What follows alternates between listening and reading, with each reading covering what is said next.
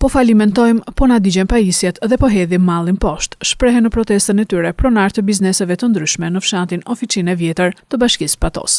Ata pohojnë një zëri në kulmin e indignatos se prej 3 muajsh, ndërprerjet e vazhdueshme të energjisë elektrike po i penalizojnë në aktivitetet e tyre, duke i çuar drejt falimentimit. Qane mishi, furra buke, markete, lavazho, fabrika vaj janë duke u përballur me stopim të aktivitetit dhe humbje të mëdha financiare. Neve jemi dënuar nga nafta këtuja, kemi lidhje me naftën dhe nuk na çojnë dritat.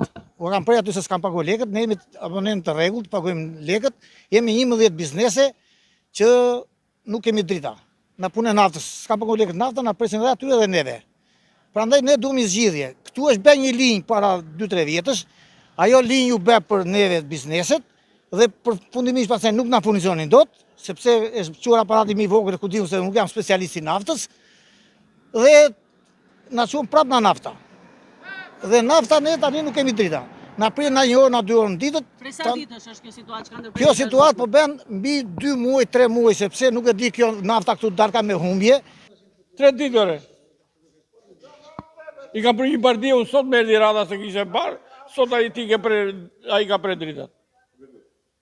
Ai shoku ka ardhur të marri vajt, ai fle atje, unë fle këte në kratë tjata.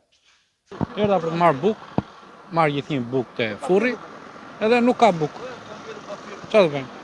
Nuk po bëjmë do të vajt, për punë e dritave. Qysh do bëjmë puna jonë ti? Ti presim ullin. Nuk dim ku të ankohemi, thon ata, ndërsa për riparimin e defekteve kanë paguar edhe vetë, por pavarësisht kësaj, problematika vijon të mbetet e pandryshueshme. Kam vajt të drejtori me shpërgjigjur mirë.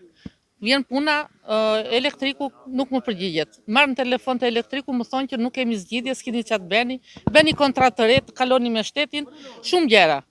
Para një jave kemi paguar dhe një defekt që është bërë tek gabine naftës, dhe ai defekt prapë nuk në ka zgjidhur punë, kemi një javë rresht na ikin ditë për ditë dritat. Ju keni paguar vetë? Neve si biznese po, kemi investuar për një cop kabull. Nga sa keni paguar? Nuk e di saktë sa kam paguar, 70.000 lekë kam paguar unë si person. Nuk e di se sa vajti. Dhe sërish nuk u zgjedh. Po dhe sërish unë e kam brumin të tërë hedh në lumë. Një herë në një javë unë hedh brumin e bukës në lumë. Më ka ngelur puna në mes. Nuk mbaj dot punën, nuk mbaj dot biznesin. Kam investuar, kam marrë kredi, kam bërë panele, kam bler pajisjet. Pra frigoriferi 3 milionë gjysmë mu dojtë para 3 ditësh. Paguam edhe lekë të prish kablet, paguam terna 70.000 lekë. 11 veta, rrim në patrita. Ka nikur ata pra tash po brenda gjë gjenatora ndajnë që të punoj aty te dyqani që të çojë mishin, se i po shkrinë gjithë në ta hedhin poshtë, se i po ndenjë edhe 3-4 orë tira i prish.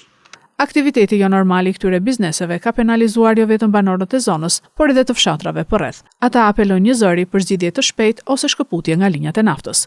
Ndërkohë burime nga kompania Alpetrol bëjnë të ditur se ndërprerjet kanë ndodhur për shkak të proceseve teknologjike që vetë kompania kryen, ndërsa mohojnë faktin se ndërprerjet janë të shpeshta. Po sipas të njëjtave burime, Alpetrol është në tratativa me OSHE-n për të gjetur një zgjidhje përfundimtare për banorët e zonës që furnizohen nga linjat e naftës.